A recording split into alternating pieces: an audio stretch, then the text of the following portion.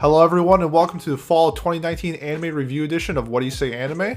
I am your host Peter, and as always, to the Kirito to my Asada, we have Adam. Adam, how you doing tonight? I'm doing all right. Just got back from work a couple hours ago, caught up on some shows to watch and ready to talk about it. How about yourself? Started my resolution off really well, got that video editing part on my way. I'm already down 7 pounds for my diet weight goal for the year, so I'm pretty happy with that.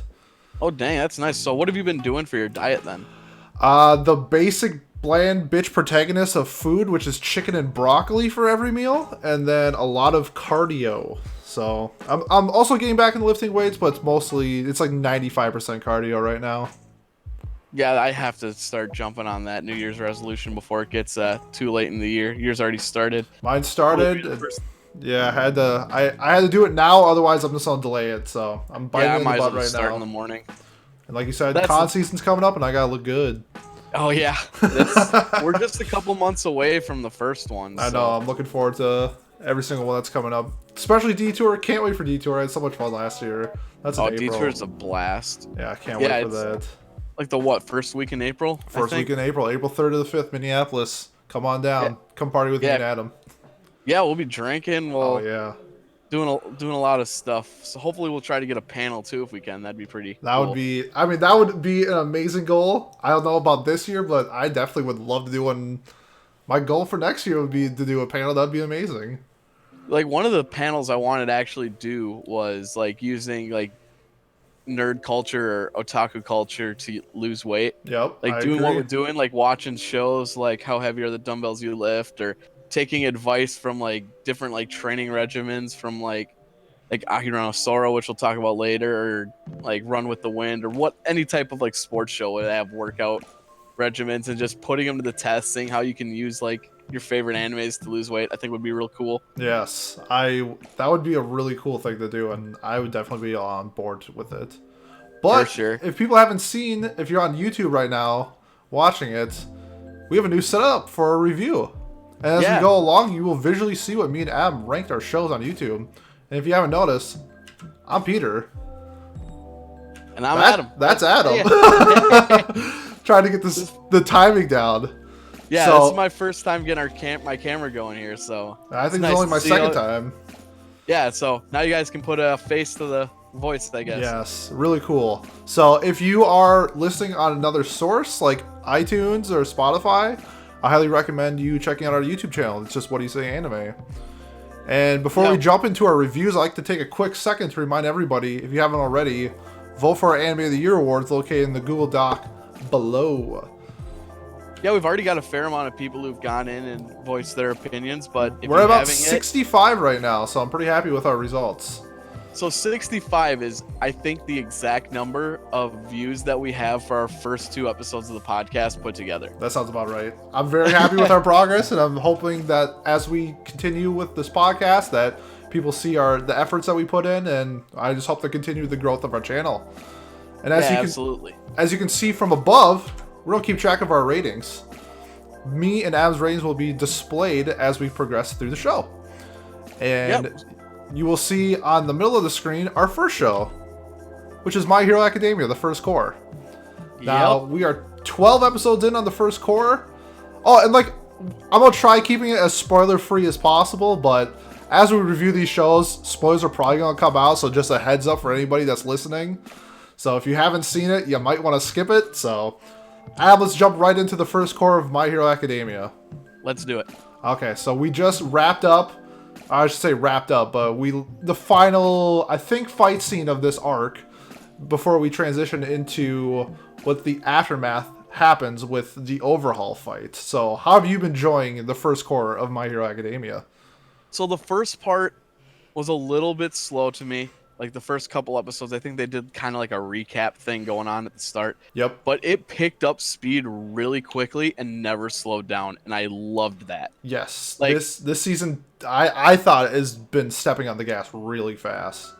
Yeah, and I like that they gave Red Riot Kirishima some a bunch of really cool scenes. We got to dive into who he was before UA, which was really, really cool. And then we got to see like probably my second favorite character in the show got introduced, and we got to see him have a cool combat scene Is with that Kirishima. Fat Gum? That's Fat Gum. Fat Gum is Fat Gum amazing. is great. Big fan of Fat Gum. Big fan of Kirishima or whatever his name is. Because before he was just like whatever character. Like he was Bakugo's friend essentially, and now he's like, oh, I love this character. Yep. Absolutely. They gave him so much like development with kind of seeing who he was in the past. So you got a little bit of empathy for him, and then you got to see him like push like beyond, go plus ultra, which I loved. Yeah, and then Fat Gum is just a great character. In the English dub, he's voiced by Kyle Hebert, who's the voice of Kamina from Gurren Lagann, who I love his over-the-top bombastic voice. So like they couldn't have picked a better voice actor for the English dub. Yes. I guess if we want to nitpick, here's my only problem with it. I thought we had a great setup for Kirishima. I thought that Red Riot episode was absolutely amazing. And then I think it got immediately foreshadowed by the Muriel fight. And now it turned from Kirishima is this amazing character to like, you know what? Actually, Muriel's the best. Like, who cares about Red Riot? And I was like, I mean, like, I kind of understand because, like, every now and then somebody has to lose and it's not always the bad guy.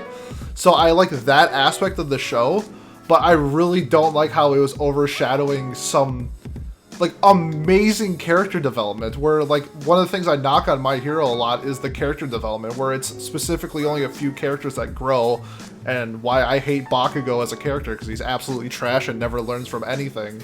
And then you have Red Riot, who just turns into, like, this amazing character. And it's like, you know what? Muriel's cooler. I'm like, oh, come on, man. I don't know if that's a bad thing, though. Like, having a whole bunch of awesome characters is just better, in my opinion. So, like, the fact that he was overshadowed a little bit does suck, but he's still awesome. I like the aspect of, like, him. Yeah, like, rooting for somebody, but, like, now I'm rooting for, like, 9 people. It's like... Because it's just like, who am I? I'm cheering for everybody now. Like, I would really like to, like, I really like to grasp onto, like, this is just my personal taste. Like, other people are going to be like, you're an idiot, which is completely understandable. But, like, I really like it when, like, if, like, Kirishima grew from this experience, let him keep growing. Show the people how awesome he was, but then he gets, like, defeated with Fat, and it's like... I mean, I should say defeated because they win, but like he is essentially like wins and then gets knocked unconscious or something like that. Yeah, he's out of the picture for a bit. So I like what they're doing. I like where it's going. I definitely would recommend. This is probably it's better than season 3.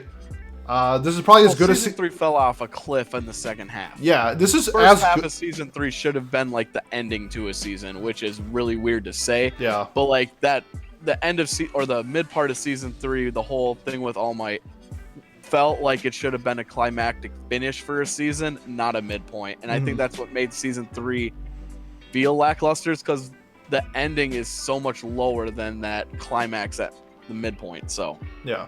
And I think this is as good as... Because Season 2 is my favorite. I think when it's all said and done, it will be as good as Season 2.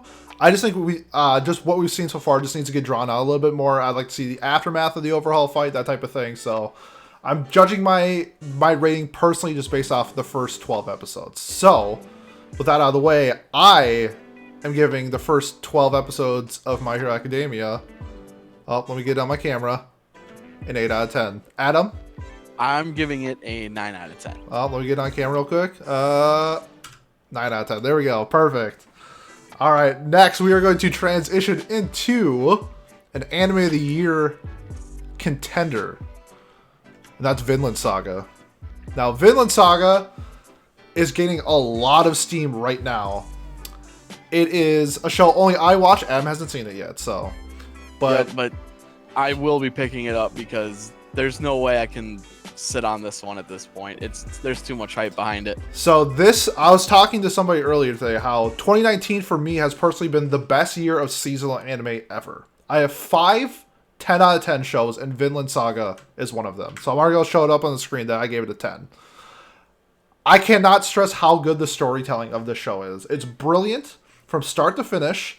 We get the 3-episode prologue that shows the backstory of the main character Thorfinn, and his struggles as a Viking, essentially, trying to get revenge from his father's death. And that's not a spoiler, it's literally the premise of the first 3 episodes. Like, you know what happens there. The fights are amazing. It's done by Wit Studios, who did Attack on Titan. So, like, the effects are absolutely breathtaking. If you've seen my promo video for Anime of the Year, there's like a quick snippet of the fight of Thorfinn, and it's just so fluid, and the animations are brilliant. And along with the cast of characters in our Anime of the Year for Best Boy, we have 2 characters from Vinland Saga that are nominated for Best Boy. And that's how good, like, the character development is, how good the characters are in general. If you like amazing storytelling, like brutal fights, like people get their head chopped off in this show.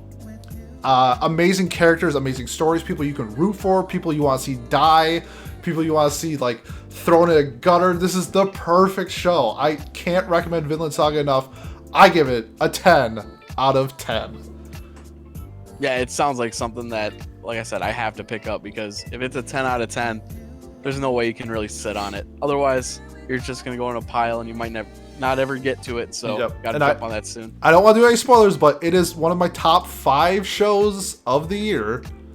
And that's saying a lot, because I think of how stacked 2019 was. So, check it out if you like all of that things I just recommended to you.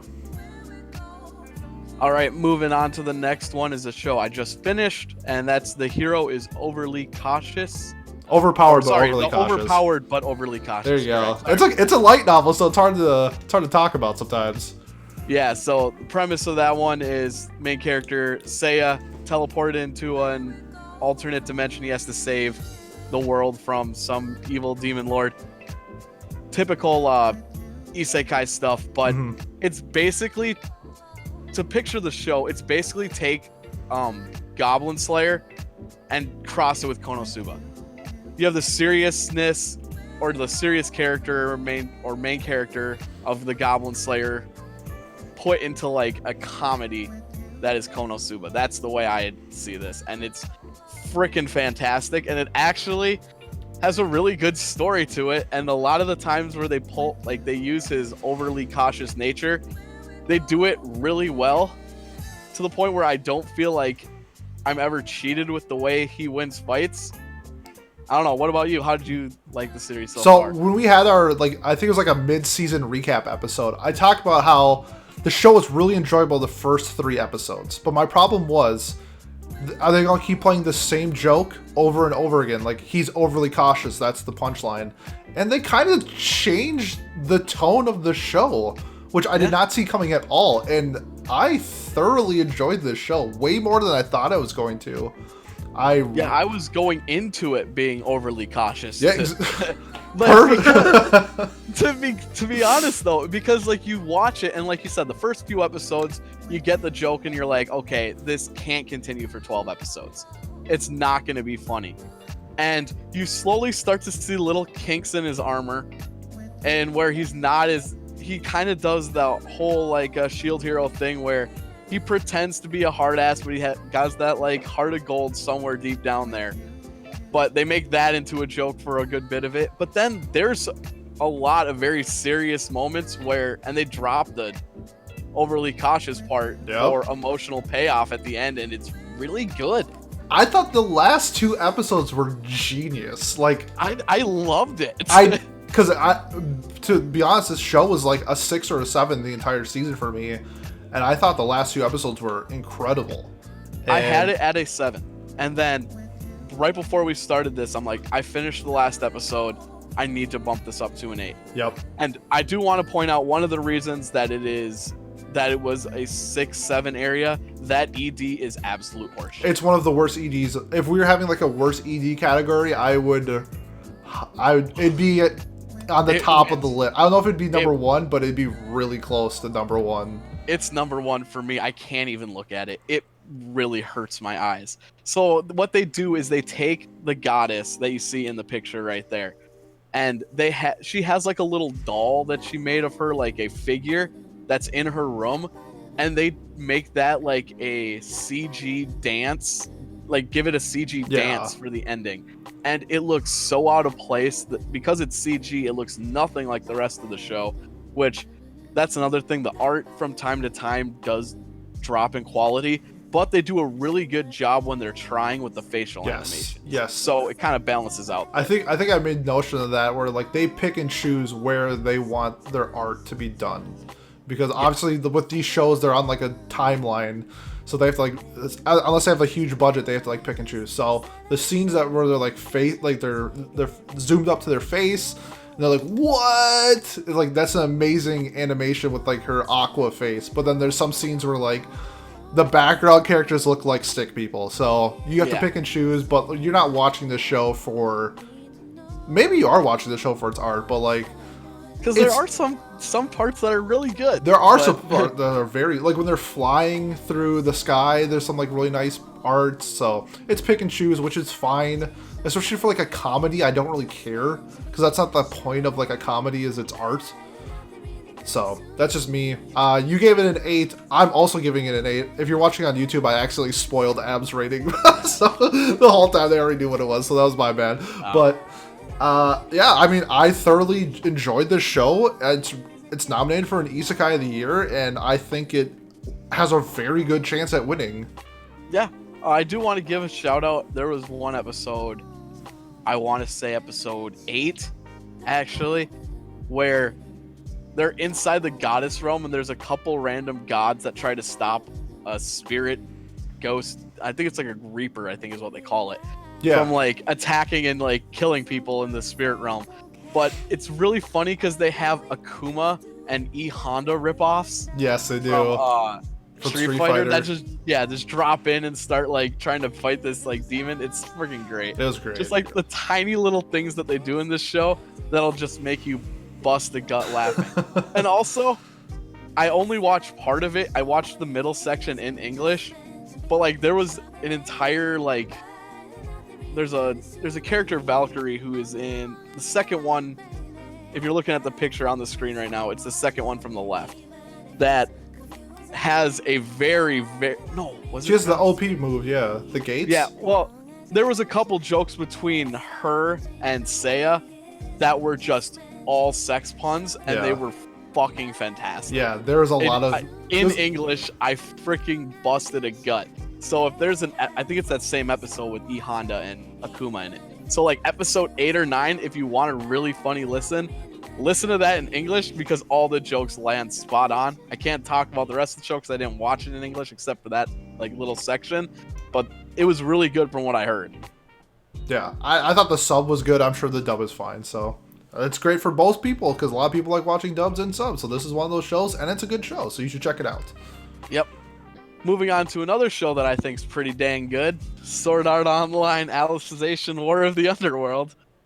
Not a lot to say about this one. If you didn't watch the other seasons of Sword Art Online, you probably aren't going to want to watch this, because it's a continuation of the Pontifex and Axiom Church arc. After Kirito is all defeated Quinella, he's basically in a coma, and all the background characters from inside the Wrath is the I forget the name of the world now. The Underworld. It's Underworld, yeah. All the characters from the Underworld are basically going to war with the Dark Territories, and it has some of the best animation of any show I've seen in 2019. It's fantastic. I loved it. Not having the Sword Art, the SAO baggage from the previous seasons does this show really good, because a lot of those minor characters from the last season get to come up and show their personalities and their cool, awesome attacks, and you get just really cool action scenes. It's probably my favorite season of SAO so far. Like I said, the animations are beautiful. I showed Pete a couple of them. And yeah, you did. They're nice. I was shocked. They're pretty. Yeah, it looks like they took the quality from the movies and made sure to like adapt that into each episode. Like everything is really nice and crisp. Like I said, the action scenes are great. The storyline ties in really well to the stuff we've seen previously, but if you haven't seen the other half of season 3, you're not going to really understand what's going on. But if you're watching this and you're an SAO fan, you're going to love it. I gave it a 9 out of 10. And I didn't watch it, and I will never watch it. Yeah, that's fair enough. Alright, next up we have the 4th season of Food Wars. Now, I was very excited to start watching this in the beginning of the season. And we are getting a 5th season, which I was absolutely shocked since the manga's done. And this season kind of fell off. The pacing is awful. It's a tournament arc. The entire 4th season is a tournament arc with the Elite 10 versus the Rebels. And it's pretty boring in a lot of spots. I really like the aspects of a shogeki when it's not shoved in your face for like 9 episodes straight.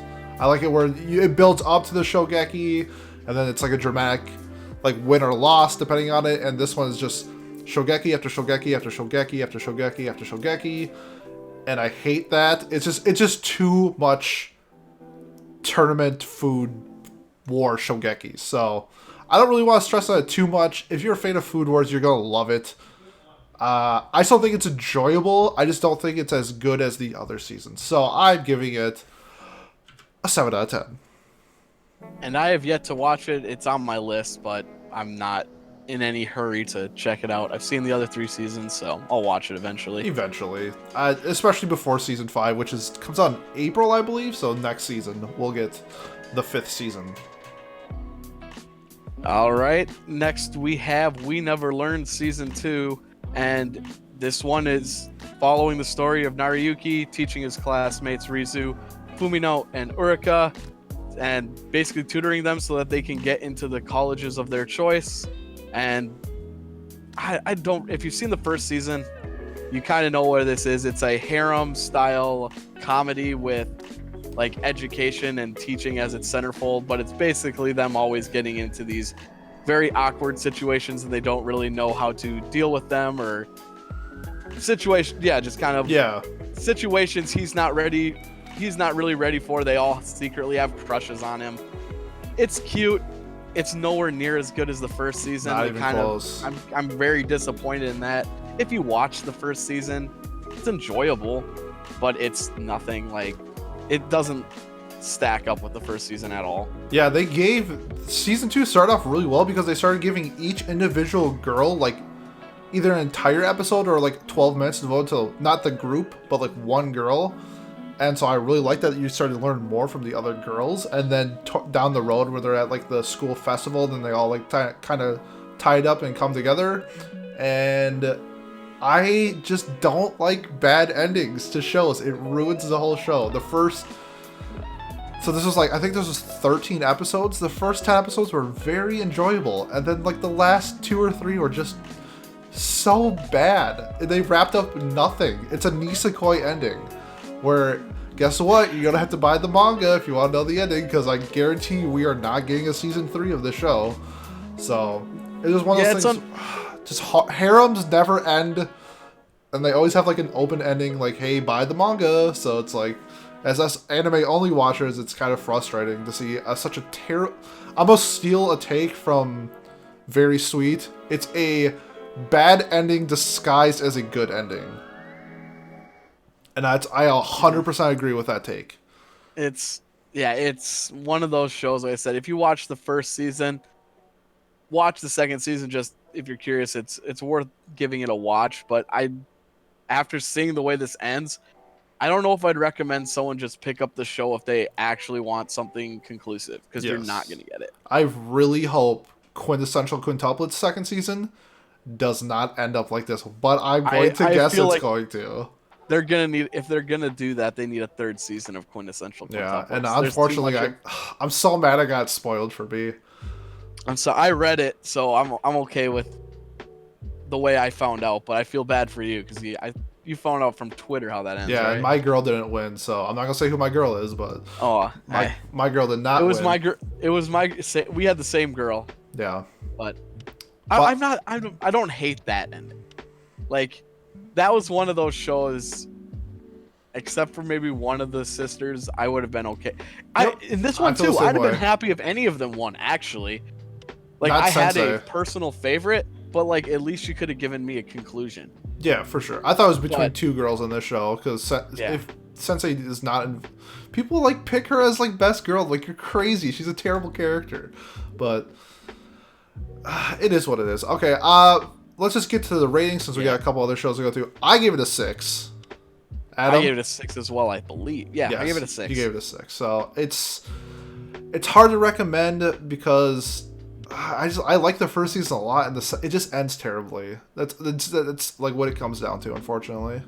Yeah, it feels like if they do a third season, this whole second season would basically feel like filler. Yes. Yeah. 100%. Could not agree more with you.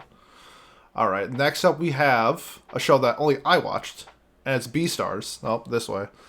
Beastars is a more mature version of a high school romance drama, except all the characters are animals. And it makes for a very unique dynamic that I really like that you don't see in anime, because you get to essentially determine how you view the characters. So I mean that as in they're essentially split up into two. They're carnivores and herbivores. And they're in a school together. So you can and they have like conflict between the two because the carnivores still like kind of eat meat. They don't really describe like what meat they eat, but they eat meat still, but their classmates are herbivores. So it starts out this isn't a spoiler. It starts out as one of the students is murdered. A herbivore is killed in school. So that's how it progresses from a drama club turning into like romance relationships within the drama club, and then so on and so forth. It's not labeled as a romance. It's 100% a romance. I don't know. I'm getting off track. So back to what I was saying before. Sorry. The herbivores and carnivores. So you can I kind of did it as like segregation type of thing, where you have two groups coming together, and you can kind of see it as race, but you can also see it as type of a class system where carnivores are the dominant species. Essentially, like they have a gang in the show that are lions. They have the mayor of the town is a lion, and a lot of the times the herbivores are like fighting for power or respect or safety. Could you call it like a rich versus poor thing? You can like, literally, it's a whole different, like, you can just like how your like experiences can like translate to this. You can relate it to your own situation or something that's like close enough to you that you could, comprehend it easier. Yes. To me, I thought it was more, it's like a mix, but I felt like if you took race and then turned it into animals, because there's like conflict between like relationships between carnivores and herbivores, which was kind of like the United States in the 60s. Like having mixed relationships was like frowned upon, and it kind of has that dynamic in it. But I could also see it as like a class thing where the carnivores feel superior because they are stronger and they are in power, and the herbivores are like put down and they're not as like prominent as the carnivores in the show, essentially. But it has I don't know how many animes do that, which is one reason why I love this show. Also, like, the romance in the show is amazing. Like, the dynamic between the characters is fantastic. It deals with like a lot of shows that are labeled as romance have like hand-holding scenes and they all get blush and stuff. And in this show, people have sex, and I like that. Like, you don't see it, but like, that these people are banging, and it's like, that's such a cool dynamic in anime because it's so innocent a lot of times in romance, unless it's like unless it's like a domestic girlfriend type of thing. But this takes like a really cool adult mature version of high school like romance and drama and turns it into an amazing show. Like I said before, I gave 5 shows this year 10 out of 10, and Beastars is one of them. I'm giving it a 10 out of 10. I can't recommend it enough. It is for sure a contender for anime of the year. If you like adult, I should say adult because they're in high school, but it's a mature high school romance drama, and there's some like funny parts. The characters are great. The main character, Legoshi, who's the wolf on the picture, amazing character. Lewis, who is the deer, he's like the main drama club guy. Amazing character. Haru, the bunny, has like as like a teenager girl has so many of these like insecurities with her body and stuff like that, and it's such a great dynamic that's involved in the show. Can't recommend Beastars enough. Go watch it. Unfortunately, it's in Netflix Japan jail, so we'll get it in like 6 months on Netflix. So I have like a server thing that I can watch called Plex. So I have it on my Plex account, but for most people, you probably have to illegally watch the show unless you can VPN to Japan. All right, well, I did not watch that one, but one that I know we both did watch is After School Dice Club. And starting off this year, this was one I wanted so much to be better than it was. It was good. Well, I'll only just jump into what it's about. It's about a group of girls, and none of them do I remember their names. But it's about a group of girls. I'm sorry. I'm the same way. That's one of the issues I'll talk about when you're done. Yeah, so what is it? Miki and Aya, and there's, I don't know, 2 other girls. Yeah. But they start like an after school, like essentially dice club where they play board games, and each episode is kind of devoted to different types of actual real tabletop games that you can play. Like one of the ones I saw I had never heard about was Cockroach. It was in like episode 2 or 3. Yep. And I was able to see that at my local like game shop as like a rentable game you can just pick up off the shelf and play. So I'm like, this is really cool. But as the story goes down, as the episodes go through, you start to realize they really don't focus as much on the games as I wanted them to. They introduce a game, and then they kind of just skip to the end game. Yeah, way too much for my liking. And it really takes away from it for me. Like they show some really fun games that you might want to play, but like you never get to see like the complexity, like how fun board games can be, because they just skip to the end. Yep. And for me, that took a lot away. Originally watching the first few episodes, I was hyped. I was like, this is like an 8 or a 9. It's going to be like, how heavy are the dumbbells you lift, where it's going to be like that show that pulls people into a activity they're not used to doing. But I don't think this one does it nearly as well. Yeah, that's a good point to say, where like I saw it on Reddit where like people who watch How Heavy Are the Dumbbells You Lift got inspired to go to the gym. Like, hey, maybe this looks fun. After watching After School Dice Club, and like you said in the beginning, you couldn't remember the character's name, and I think that's a flaw, because I also don't remember the character's name, because I didn't really got attached to any of the characters. Not really like relatable. Some of the games they played were cool, like the cockroach game in like episode 2. I thought that was fantastic, but no other episodes were really like that. So we kind of ran into like this dynamic of, okay, we have cute girls playing games, but the game is boring and I don't really like the characters. I should say I don't like the characters. I didn't get attached to like a specific character. I didn't really like the dynamic of them as a group. It was just hard. There were some like good parts of it. There's a couple parts that I didn't like where they just get randomly sexualized. So dumb. It doesn't make any sense. I like tweeted about it and we had like an argument about it, but like there's just some scenes that are in the show where it's just like, I don't get what you're doing. If you like cute girls doing cute things, go watch Laid Back Camp, please, for like the 9th episode in a row. I'm still recommending Laid Back Camp. It's amazing.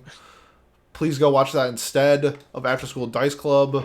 But if you are struggling for cute girls doing cute things, I think this is an average show. Yeah, it's fine. The art is probably the best part of it. They did a really good job with just the color palette that they used. The animations are nice, but in the end there isn't a lot of like depth and complexity to the show. Yeah. The characters are cookie cutter, one note, like they each have like one characteristic that can like describe them. You have the shy one. Yep. You have the outgoing one. Yep. And you have the hardworking one. Yep. And like that's one word describes all of your main characters. And that takes away a lot from it. Again, with the games not even taking up more than, would you say, 8 minutes in an episode? Yeah, it's not enough. The games show up at they set up some kind of problem that they're having that the game kind of helps solve or relate to in some way, but the game doesn't show up till the last like half quarter of the show, and then it's done by the end of it. Yeah, there's a couple. And so you see, here's the rules, here's the end game, and that's it. It's not enough for a game that's supposed to be about the game. I agree. So I gave it a 6 out of 10. I also gave it a 6. I think it's a very average show. Some of the art's really good. The lighting is terrible, but the art's good, if that makes any sense. Characters are not relatable, so average show, kind of fun sometimes. Yep. Next up, we have a show that only I watched. That's High Score Girl Season 2. If you haven't seen High Score Girl Season 1, it's on Netflix. It's great, except the art is trash. Other than that, everything about the show is amazing. The second season, they are now in high school instead of middle school like Season 1. And they are trying, the two main characters are going to compete in the national Street Fighter competition. Really like the adult themes that we have. Like, characters are growing into high school, and there's already kind of like a romance spark between some of the characters.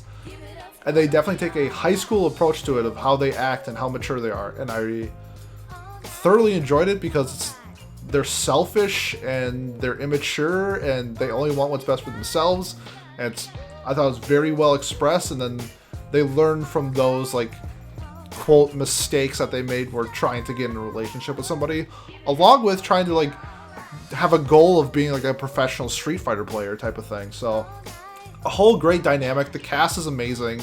The only knock on this show is the art. Looks like it's from 1940, which makes sense because the show kind of takes place in, like, the early 90s or late 80s.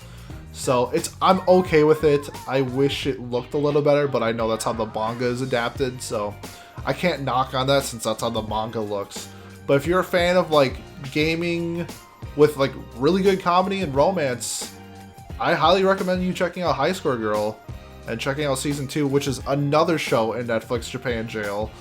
No idea when we'll get it, but we'll get it eventually. I give it a 9 out of 10. It's a pretty good score. A show that I did not give a very good score to is Kemono Michi, which is about a professional wrestler who gets isekai'd into a fantasy world where he's supposed to save the world from evil monsters, and instead he opens up a pet shop. I started off... where do I even start with this? The beginning, I started watching it in English, and it was all right. I actually enjoyed the dub for the most part. When I switched over to the sub and caught up with everything that was out, I didn't like the show. Yeah. Just plain and simple. The things they thought were funny, I did not think were funny at all. I don't know. It did not click with me. Maybe it's because I wasn't into wrestling or something, but none of the jokes really landed for me after the first couple episodes. The main character was just kind of a weird animal fetish wrestler. Like, he oddly gropes all the characters, male or female, so I guess at least he isn't sexist in that regard, but he's like weirdly groping all gender equality, but like he's weirdly physical and, like I said, groping the characters. It's just it wasn't funny to me, and I think if that's your type of humor, maybe you'll get something out of this, but it wasn't for me at all. Yeah, as somebody who does kind of watch wrestling, there were some, like, low-key wrestling things that I really, really liked about the show.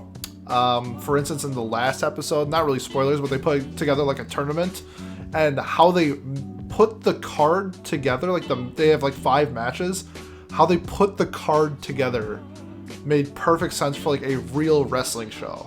So I thought that was a little cool thing. They do, like, real wrestling moves in, like, real situations where, like, the heel is cheating and the good guy is, like, fighting to come back. I like that aspect of the show, but I don't like how, like, the rapey vibes you get from the main character. That was, like, really weird, like, right off the bat. It was... Some people found it funny. I did not find it funny at all. I found it, like, really kind of uncomfortable.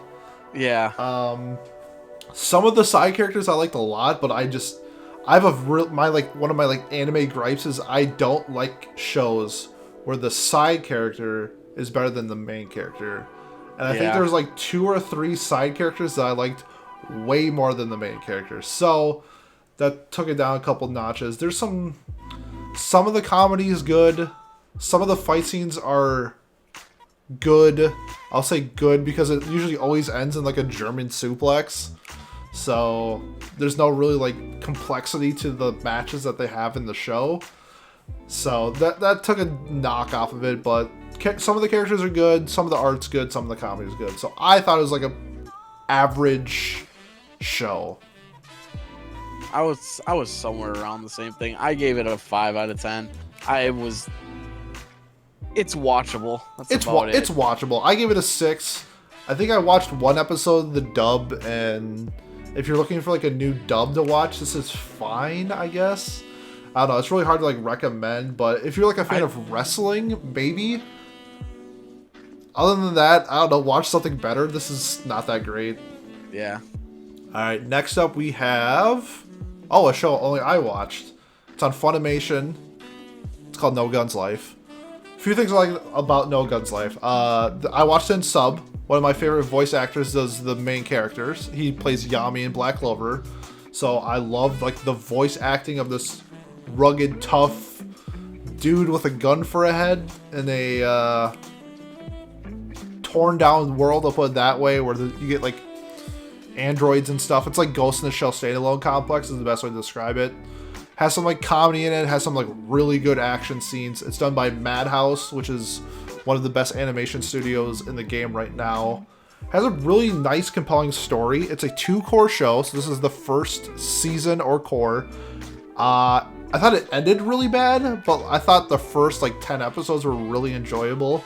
So a knock on how it ended, but it's supposed to set up the second season, but it really didn't. So I was really confused. It kind of like ended an arc, and I don't really know where the second season's going. I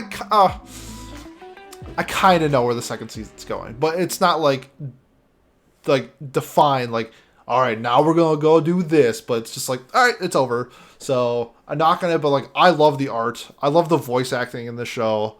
As we get more and more critical with like these reviews, the more I like look at like voice acting, and this is one of the best. I loved it. I love the dynamics of like they're called attachments. So like the new android parts people get on their body, it ranges anywhere from a new arm to a new vocal cord. Really like how they expanded on that premise. And I think if you're a fan of like a futuristic type of shows, if you like standalone complex, I recommend No Guns Life. I don't think it's one of those you need to go out right away and see it. But I thought it was a pretty enjoyable show. I gave it an 8 out of 10. All right. Next on the docket, Oresuki, Are You the Only One Who Loves Me? This was one that you started out watching and that I wasn't originally going to watch because I didn't like the first chapter of the manga when I read it. Everyone kept talking about it. And so I finally caved in and I started it. While I have not finished it yet, I'm finally seeing what people like about it. How many episodes are you in? I think I'm about at the halfway point. Halfway. So okay. I'm seeing like, so for those of you who haven't watched it, the main character is a conniving schemer whose whole like existence up until the start of the show was to set up his own personal harem with the popular girl, the childhood friend, like the typical like harem main character protagonist setting that he's trying to set up for himself. However, it all kind of goes awry right at the beginning when all of his girls that are supposed to be he's trying to get to join his harem confess to him that they're in love with his best friend who's the star of the baseball team. And so it turns into this comedy where the only one who actually likes him is this was she a librarian, if I remember right? She has like a library assistant type of character who wears glasses and is basically like blackmailing him in order to like get him to do to go out with her. And in this weird twisted way, everything kind of comes back around and he's starting to crush on her. And then it's a comedy of expectations being set up and then flipped on their head. Yeah. Which it's fun. It really is. Like the main character, I still don't necessarily like him. I think he's a cheeky asshole. Yes, he is. But I actually, the girl that, what's her, Pansy, as they call the her. glasses girl, yep. Yep, I like her. She's enjoyable. She's great. I think one of the things about Oresuki, if you know like the term isekai trash, or like if there's an isekai you'll watch it. Yep. This is the perfect harem trash show. Yep. I had so much fun watching this show. Like, I honestly thought this show was going to suck so much. I thought it was going to be exactly like Hensuki from last season. And based off the first episode with Bench-kun and all the confession scenes, I was immediately taken back. I'm like, this show, it kind of has like parody elements from harems, but at the same time, it's also a harem. So they're like making fun of itself while trying to be like a serious harem, kind of. I mean, it was just a great, enjoyable show. Like, I like the characters. I like in the beginning how they're all like trash essentially because they are all in it for themselves, and then it kind of, as they realize I would say like mistakes that they made, but like as they come to realization of like who the person that they like actually is, then we see more like character development. And I just had a lot of fun with this show. Like, if you're a fan of like harem trash shows, this is, I'm not even going to front, one of the best harems I've ever seen. But then again, I hate harems, so okay, well. I know. I'm jumping to conclusions. You're wearing a High School DxD shirt. I understand. Shout out to my boy Gon. But yeah, like I said before, if you are just a fan of like harems and I'd say like above average like comedy and situations that they get in, I can't recommend Oresuki enough. This was a great show and a fun watch. And from what I've seen, like, I have to kind of agree with you. I don't know if I would say it's one of the best harems I've ever seen, but it's definitely a very good comedy, and it definitely subverts, I don't even want to say subverts the tropes of harems, because it plays into them so much that it kind of subverts it. Yeah. Without too many spoilers. But yeah, it's a good show. It's worth watching. Like, I don't like the main character, but I think that's kind of, well, I mean, that's the entire yeah, it's point. Kind of the point, yeah. Because anyone whose goal it is to have a harem, anyone who ever ends up in that situation and doesn't do anything about it, just kind of, it is a terrible person. Yeah, for sure. So yeah, they make that out of their lead. Yes. Personally, if you're looking for an enjoyable like comedy romance / harem show, I recommend Oresuki. I gave it an 8 out of 10. And I am hovering around a 7 right now, which could change by the time I finish the last 6 or so episodes, but it's good. I think a 7 for a harem is a very good score. That's fair.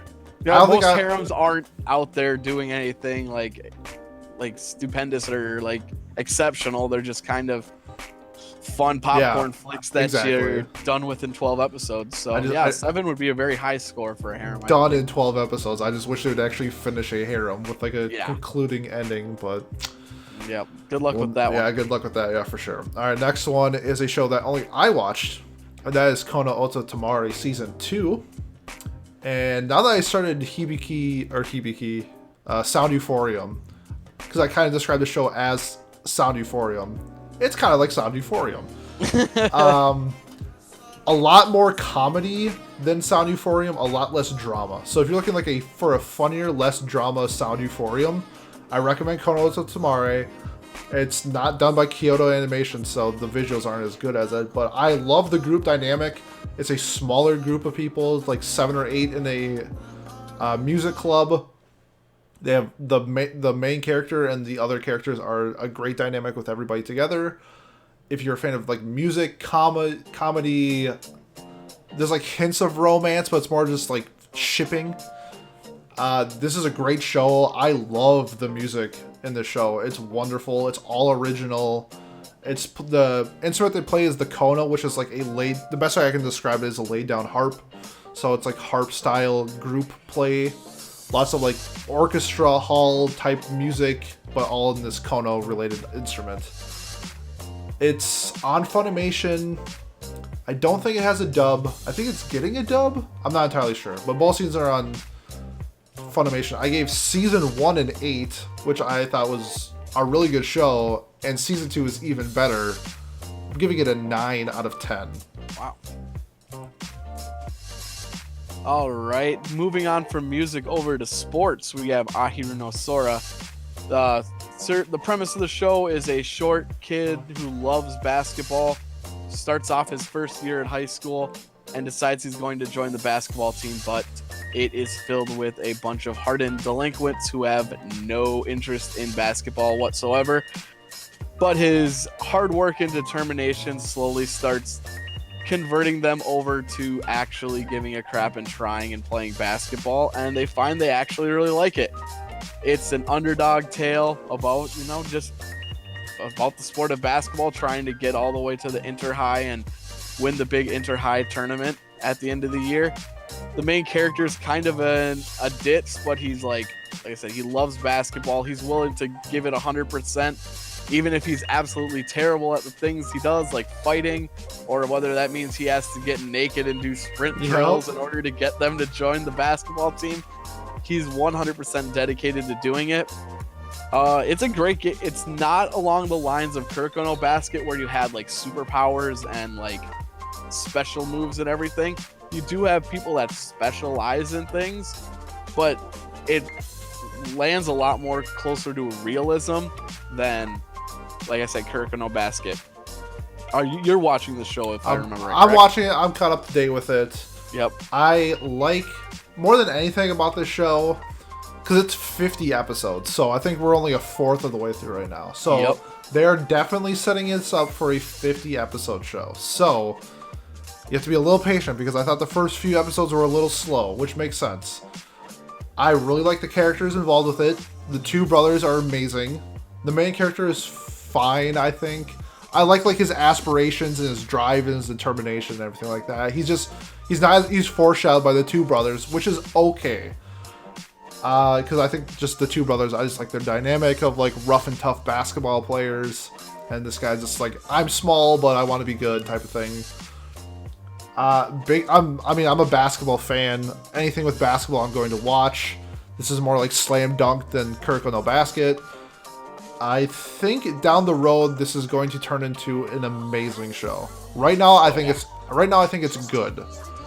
And I think my score is going to reflect it. I'm not going to get into it right now, but like, I think there's a lot of things I can set up.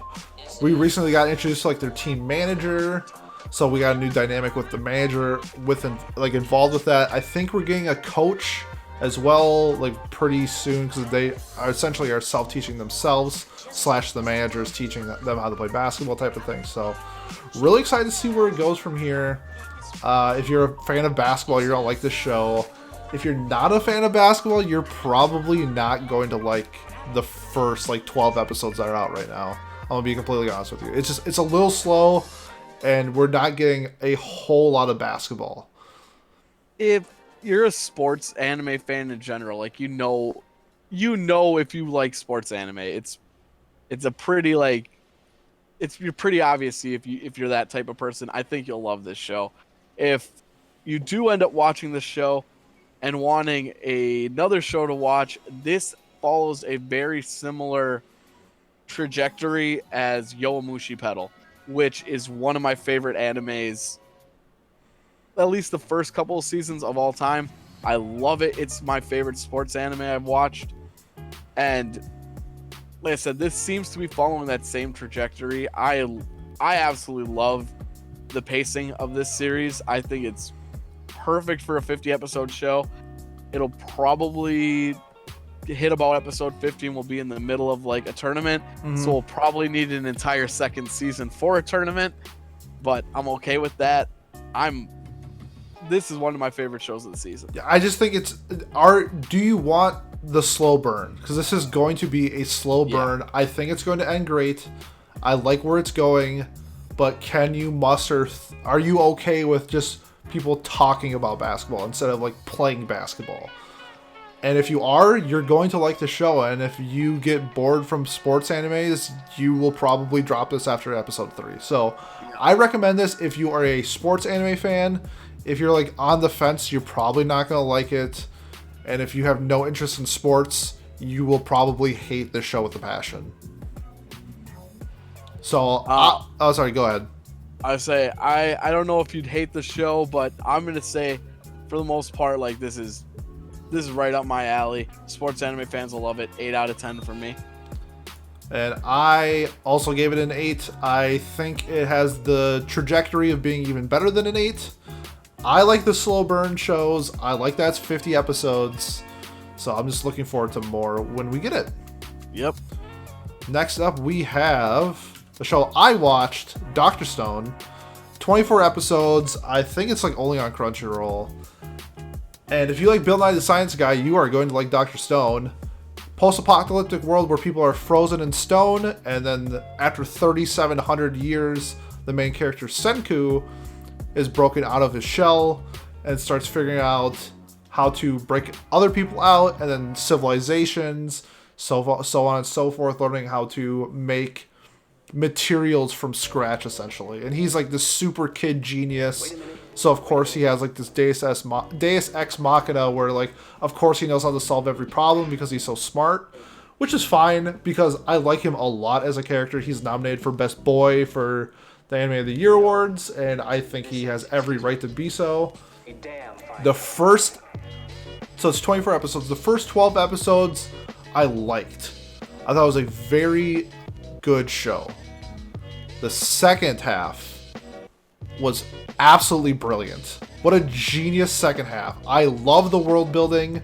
I love the character development. I love how they like real life sense of what they have to do in order to quote win a war. I don't know if you've seen it, but the second season coming out is called the Stone Wars. So there's a war aspect, and I put that in quotation marks because it's not the war you're thinking of.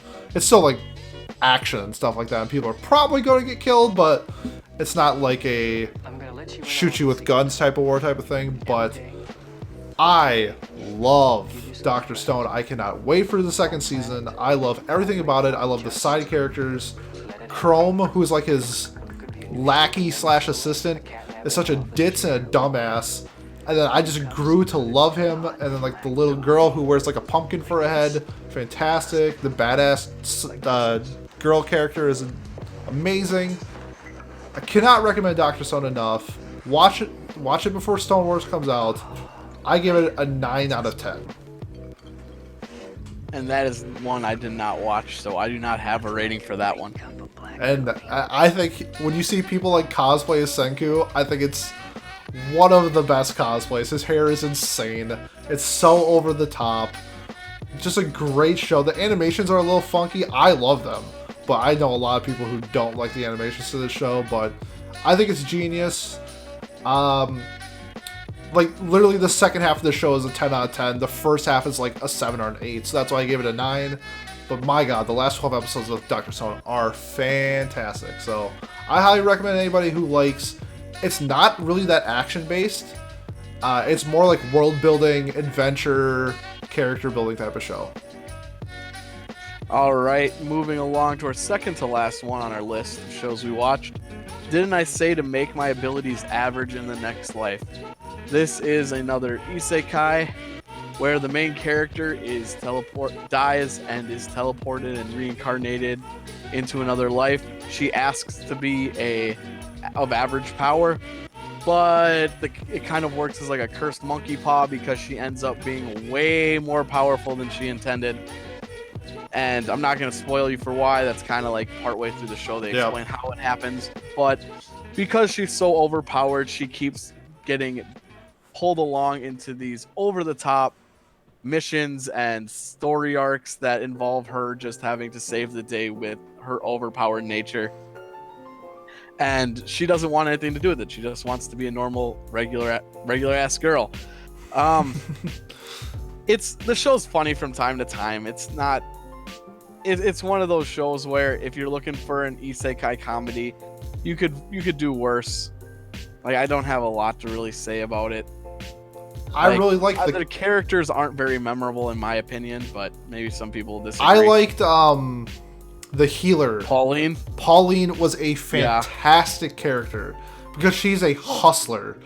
Yes, that's the one character I like. I like that. Like one I remember. I don't even remember the main girl's name, but I remember Pauline. Miley, something like that.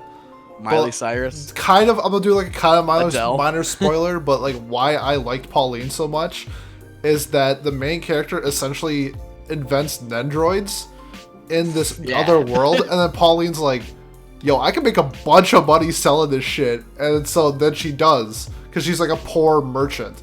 I'm like, that's genius. I love that. Like, what a great dynamic that you don't really see. Just be like, yeah, I can make a bunch of money off of this product. Let's do it. So, like her character, everybody else is like a stereotypical. The redhead chick is the tsundere. The blonde hair chick is like darkness minus the misogynistic side of her. She's fine. Miley is, or Mile, I think it's Mile. She's okay, but like there's like the same trope where she just forgets that she's overpowered. And that's the joke for her a lot of times. There's two jokes. She forgets that she's overpowered, and then she has a flat chest. So there's about like 38 flat chest jokes, which is about 37 too many for me. So it was just one of those. That joke was probably the funniest thing I heard.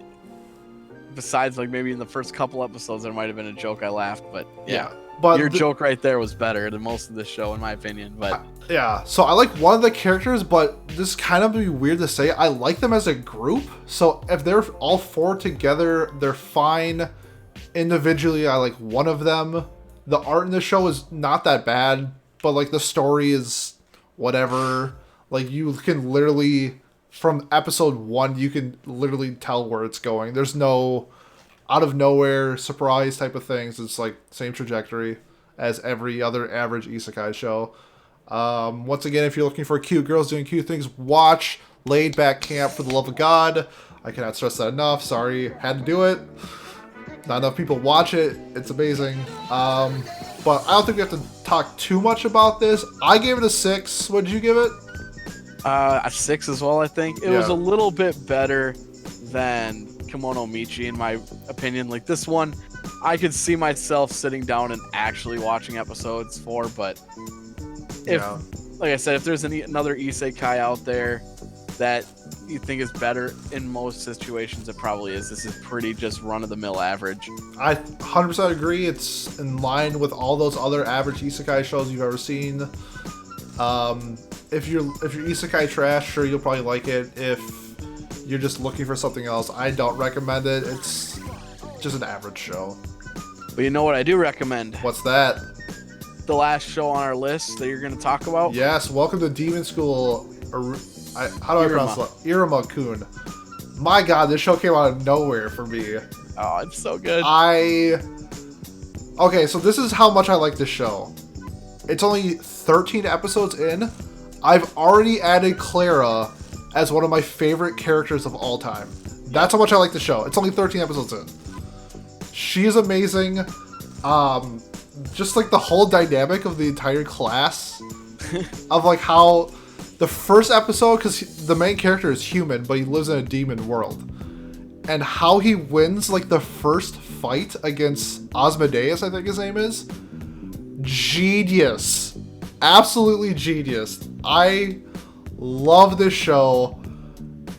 I can't, like, if you're a fan of fun, you will like this show. It's on Crunchyroll. Go watch it right now.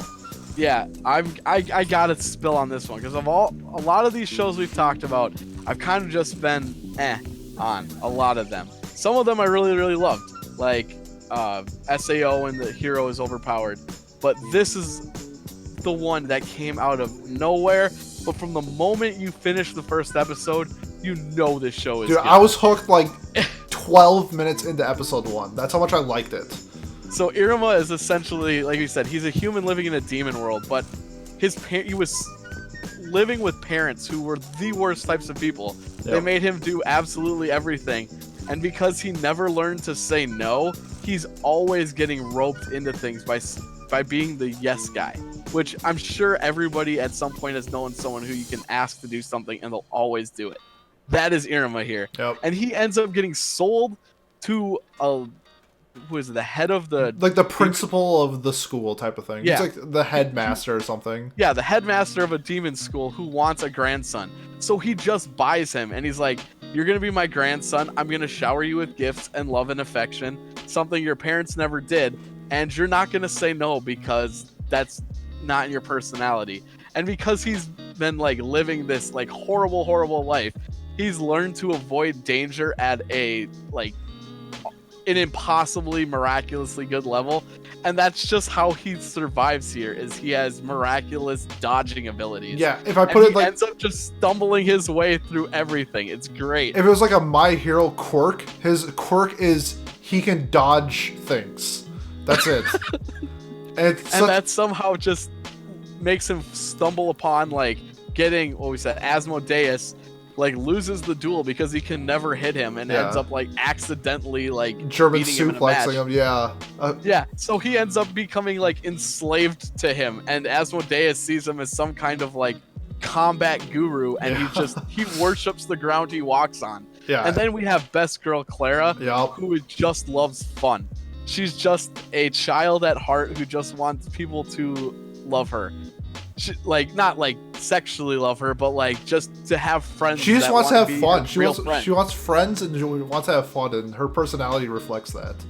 Yeah, and like her episode where you get to know her for the first time, you see like the people trying to take advantage of her, because her special power is that she can pull things out of her pockets, and she can like basically create anything she's seen before. Yeah. So she just gives people snacks so they'll be her friend, even though she knows that they're just using her because she's so damn lonely.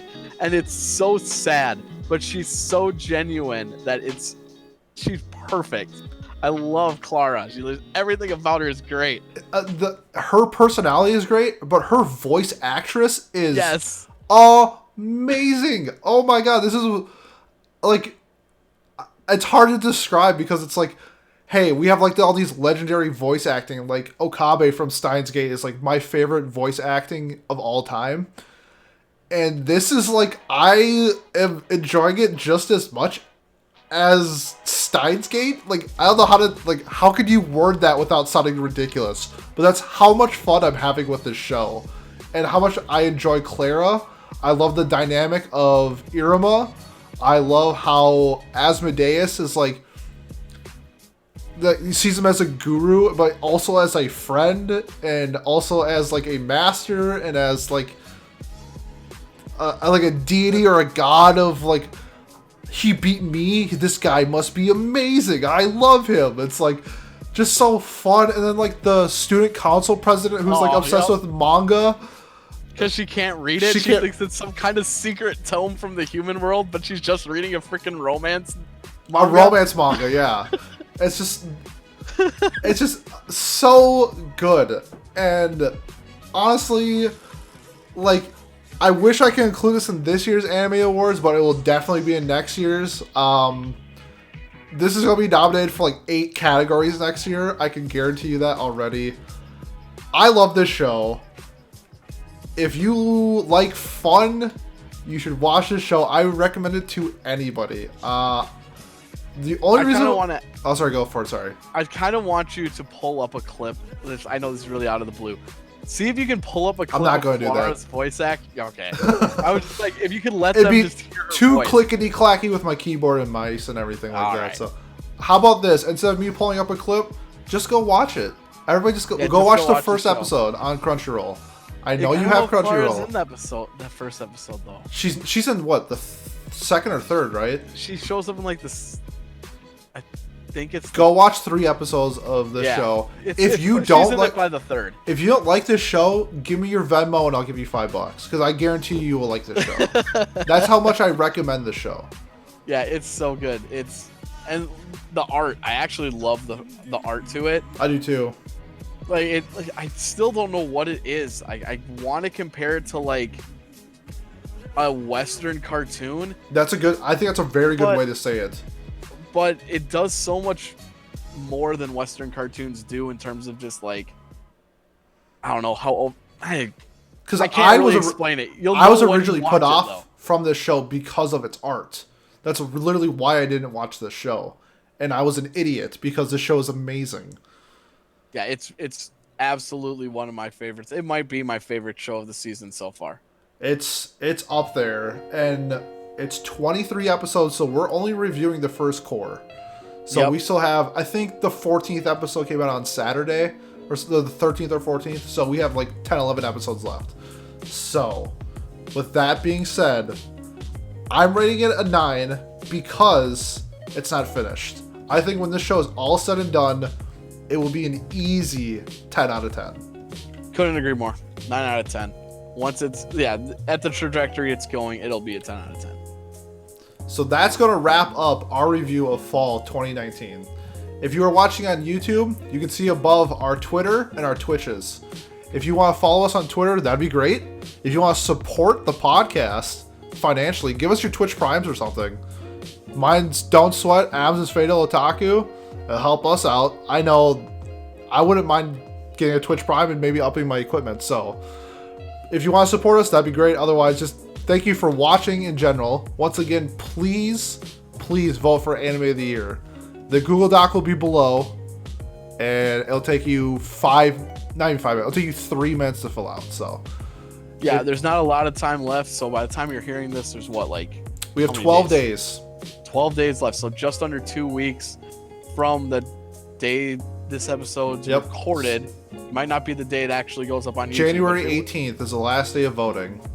Yeah, so get in there, get that filled out, and then tune in for the Anime of the Year reveals. Yes. So the nominations are out, and we'll be doing the show later in January. The next episode will be the Weathering with You review.